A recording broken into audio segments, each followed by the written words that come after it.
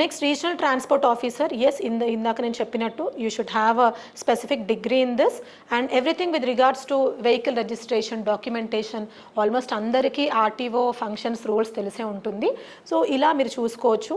Road safety regulations కావచ్చు, enforcing transport laws, ఇవన్నీ and కొన్ని క్యాంపెయిన్స్ కూడా కండక్ట్ చేస్తారు. అంటే safe vehicle driving, accidents prevent చేయడానికి క్యాంపెయిన్స్ రన్ చేయడంలో కూడా వీళ్ళ రోల్ ఉంటుందన్నమాట.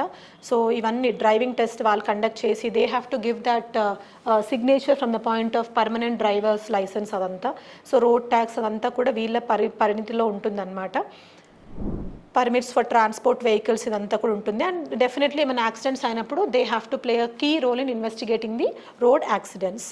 అలా definitely we have some more skills required for an RTO. ఇక్కడ మనం చూడొచ్చు వెహికల్ లాస్, ట్రాన్స్పోర్ట్ రెగ్యులేషన్స్ పరంగా ఒక స్ట్రాంగ్ గట్టి పట్టు ఉండాలి అండ్ ఎన్ఫోర్స్మెంట్ అబిలిటీస్ ఉండాలి, పబ్లిక్ అడ్మినిస్ట్రేషన్లో మంచి స్కిల్ ఉండాలి, problem solving and definitely pollution control mechanisms, vehicle registration పరంగా, వెహికల్ సేఫ్టీ పరంగా ఏదున్నా కూడా he will be taking care of it.